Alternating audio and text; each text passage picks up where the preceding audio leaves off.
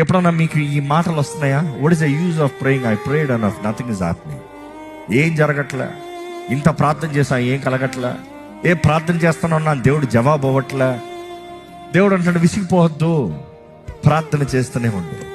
Not lose heart, హృదయాన్ని కోల్పోకూడదంట, అలసిపోకూడదంట, వేసారిపోకూడదంట. ఇంకెన్నిసార్లు ప్రార్థన చేయాలి? ప్రార్థన చేసి ఏం ప్రయోజనం? కానీ నువ్వు ప్రార్థన చేసేటప్పుడు నీ ఉద్దేశం ఎలా ఉండాలంటే దేవుడు కార్యం జరిగిస్తాడు, కార్యము జరిగించాలి. ప్రే విత్ ఫెయిత్, విశ్వాసముతో ప్రార్థన చేయండి అనేది యేసు ప్రభు చూపిస్తూ, ఈరోజు ఎంతమంది నిజంగా మీరు దేవుని దగ్గర ఆగక అలియక వెళ్ళి ప్రార్థన చేస్తున్నారు? It could be for your sickness, it could be for your disabilities, it could be your finances, it could be your mental torture, what ever. ఈరోజు ఎంతో మంది ఎన్నో రకాల మెంటల్ టార్చర్లో వేదన పడుతున్నారు. మనుషులతో చెప్పుకోలేని, మనుషులతో చెప్పుకుంటా పరువు పోతుందని బయటికి కక్కలేక లోపట మెంగలేక ఉన్నారంట లోపట. Just tortured life.